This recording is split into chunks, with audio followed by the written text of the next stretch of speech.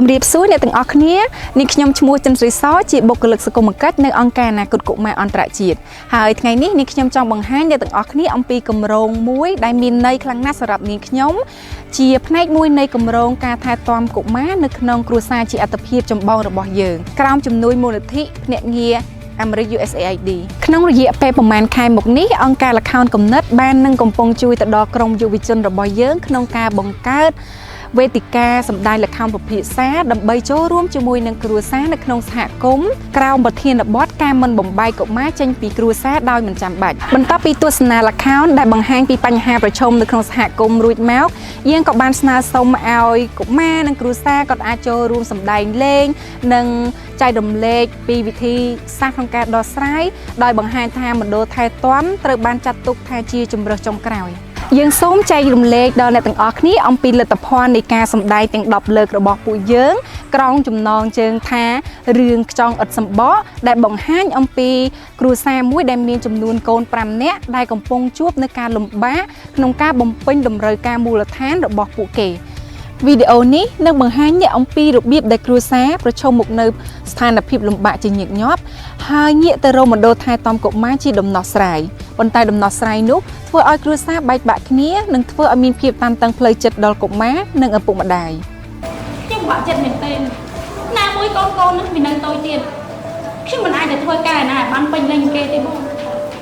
ខ្ញុំមិនដឹងថាទៅរួយដល់វិធីណាទេបង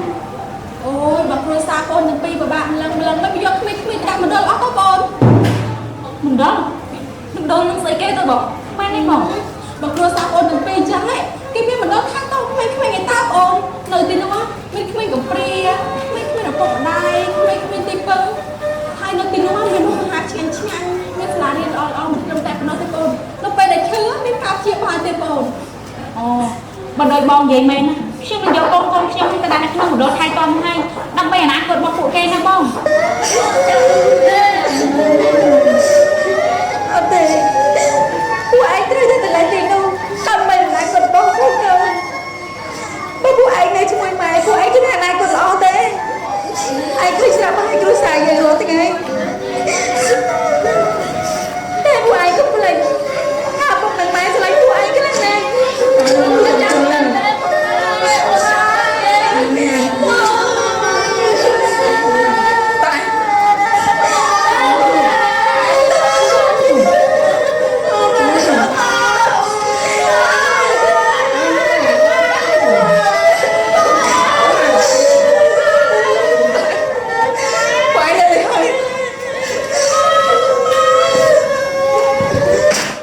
ខ្ញុំនឹងសូមឲ្យអ្នកសម្ដែងរបស់យើងសម្ដែងឈុតសំខាន់មកវិញម្ដងទៀតហើយនៅពេលដែលកន្លែងណាមួយដែលបងប្អូនឃើញថា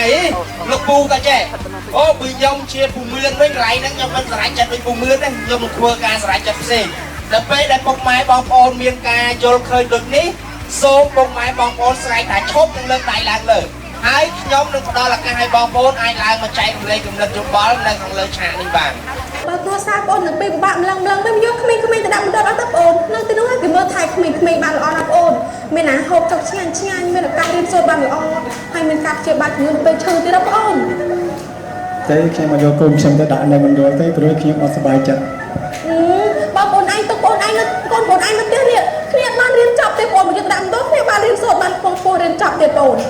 ទោះតែកូនខ្ញុំមិនបានរៀនសូត្រជិតចប់ពួកខ្ញុំចង់ឲ្យកូននៅចិត្តខ្ញុំណាព្រោះខ្ញុំមានគុណភាពកក់ក្ដៅសម្រាប់កូនខ្ញុំចង់ជួបជុំគ្រួសារ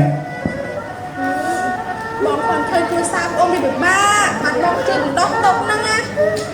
ទោះតែពិបាកបែបណាពួកខ្ញុំមិនចង់ឲ្យកូនខ្ញុំបែកចេញពីខ្ញុំណាឯងមកយើងគ្មានលុយនេះយកកូនទៅដាក់ក្នុងមណ្ឌលទៅយើងហោចណាវាមានអីបរិភោគគ្រប់គ្រាន់ដែរឯងតែខ្ញុំមិនយកទៅដាច់ខាតហើយឯងចង់ធ្វើបាច់មួយកូនណាបើមិនយកកូនដាក់មណ្ឌលខ្ញុំសុខចិត្តនៅស៊ូទ្រាំជាមួយកូនខ្ញុំមិនចង់កូនបែកបាក់ពីយើងទេឯងចង់ឲ្យកូននឹងដេកស៊ីអំបិលហ៎ទោះតែអំបិលបោកពួកខ្ញុំព្រមដែរការយកកុមារទៅដាក់នៅមណ្ឌលយើងគិតថាវាជាជម្រើសចុងក្រោយរបស់បងប្អូនជាប្រវត្តិប្រការដែលល្អបំផុតគឺយើងគួរតែស្វែងរកសាច់ញាតិរបស់កុមារចាឲ្យអស់លទ្ធភាពរបស់ពួកយើងឬមួយក៏មុននឹងយកកុមារទៅគួរតែពិភាក្សាជាមួយនឹងអាជ្ញាធរឲ្យបានលំអិតសិនមុននឹងយកពួកគាត់ទៅដាក់នៅមណ្ឌល ពូការបំបែកកុមារចេញពីគ្រួសារធ្វើឲ្យគាត់នឹងខ្វះភាពកក់ក្ដៅមិនមានបំណិនជីវិតត្រឹមត្រូវចាអញ្ចឹងការបំបែកពួកគាត់ទៅដាក់មណ្ឌលជាជំរើសចុងក្រោយរបស់ពួកគាត់ទេ វាពិតជាល្អខ្លាំងណាស់ដែលបានឃើញសហគមន៍ពិភាក្សាគ្នាអំពីរបៀបក្នុងការការពារកុមារដោយមិនបញ្ជូនកុមារទៅរស់នៅក្នុងមណ្ឌលថែទាំកុមារសូមចងចាំថាអ្នកអាចស្វែងរកជំនួយឬធនធានជាច្រើនដែលមាននៅក្នុងសហគមន៍របស់អ្នក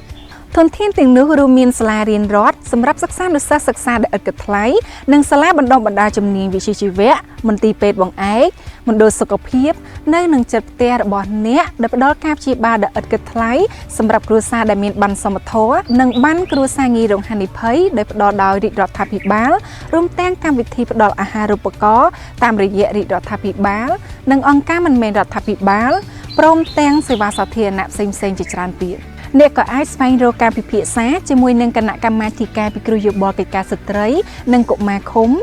និងអាជ្ញាធរមូលដ្ឋានឃុំរបស់អ្នកការិយាល័យសង្គមគិច្ចនិងសុខុមាលភាពកុមារក្រុងស្រុកមន្ទីរសង្គមគិច្ចនិងអង្គការមិនមែនរដ្ឋាភិបាលក្នុងការស្វែងរកជំនួយជួយដល់កុមារនិងគ្រួសារដើម្បីរក្សាសុវត្ថិភាពទទួលបានការការពារនិងមិនបំបែកកុមារចេញពីគ្រួសារដោយមិនចាំបាច់ចំពោះបញ្ហាពិការភាពអ្នកអាចស្វែងរកជំនួយពីមជ្ឈមណ្ឌលស្ដារលទ្ធភាពពលកម្មកាយសម្បទានិងអង្គការមិនមែនរដ្ឋាភិបាលដែលគាំទ្រផ្នែកពិការភាពជាច្រើនទៀតសូមចងចាំថាមណ្ឌលថែទាំកុមារគឺជាជំរើសចុងក្រោយនិងជាដំណោះស្រាយបណ្ដោះអាសន្នតែប៉ុណ្ណោះ